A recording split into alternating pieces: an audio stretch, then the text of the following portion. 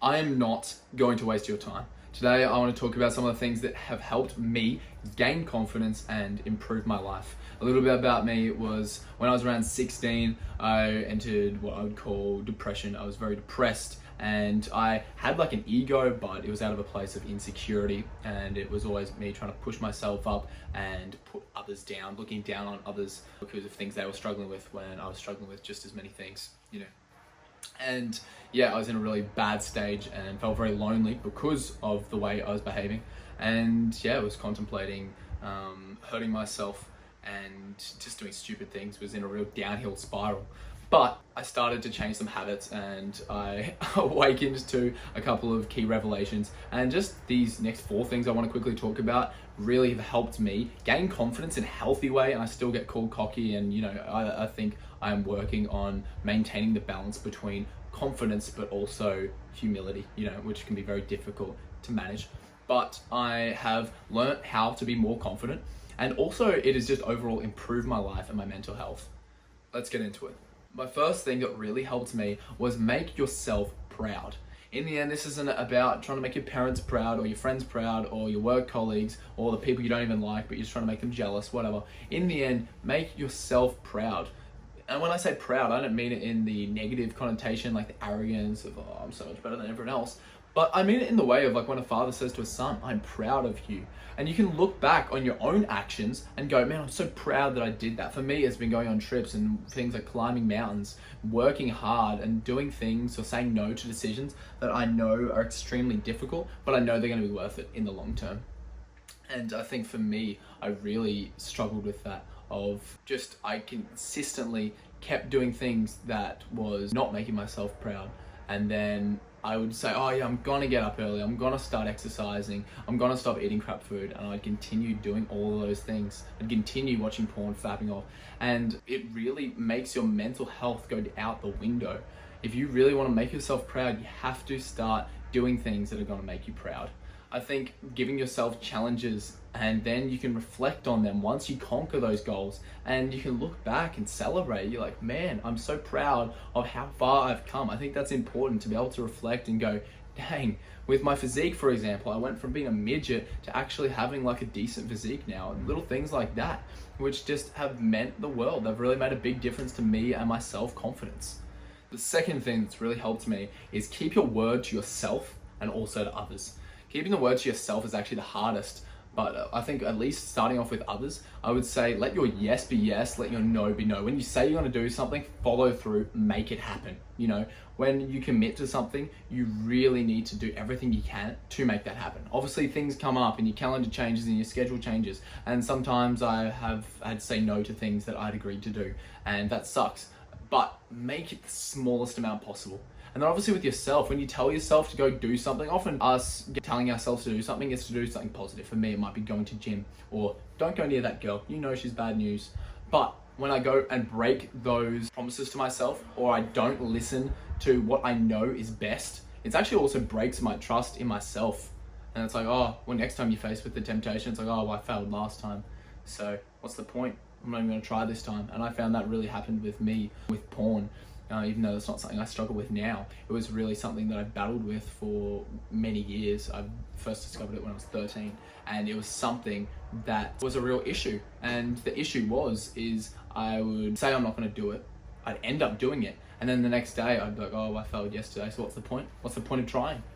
And that is such an unhealthy place to be. So I found, keep your word to yourself, but also keep your word to others. When you say you're gonna do something, do it. It's difficult to do, but it has majorly helped me. Point number 3 would be look after your appearance. In the end, you don't have to look like Ryan Reynolds or Justin Bieber. Back when he was young, he kind of looks weird now. But you don't have to look like them. But in the end, look after yourself. The biggest thing is just putting in the self-care. So for example, me, I had to shave earlier today. So I was freshly shaved. For me, it might be going through and cutting my nails. Right now, my nails are fine. But those little things of just self-care. When you get up in the morning, don't put on that old shirt that stinks like BO that you've had sitting around your room for the last week. Put on a clean shirt. And then if you haven't got any clean shirt or clean clothes, go put a load on, put a load of washing on, and actually just have some self-respect for yourself. A lot of us are like, oh, I wish I was more confident. Well, you've got to start actually respecting yourself and treating yourself like you would respect someone who's actually important. Like you would treat your boss with the respect and the courtesy, you actually need to do that to yourself. And in the end, this isn't puffing yourself up and slapping your face in the mirror every morning like, I'm a beast, I'm the best, we don't have to do like the, we don't have to get into like the Andrew Tate kind of mindset.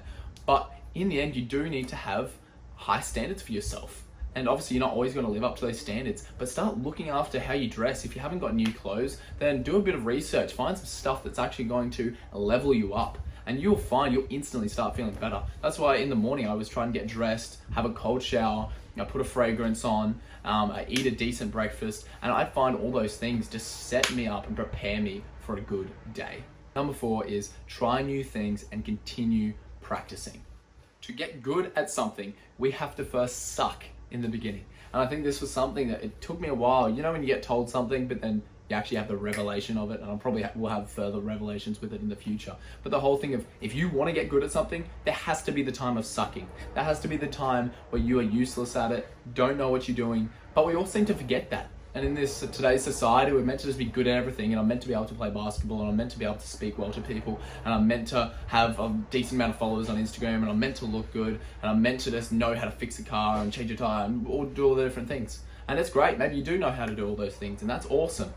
But in the end, if you don't know how to do things that you wish you knew how to do, just remind yourself that you have to start somewhere.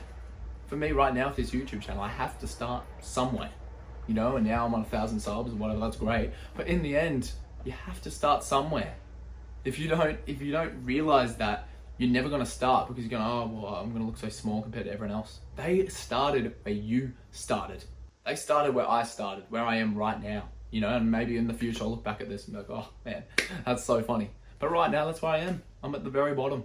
I'm in the dirt. That's where I am.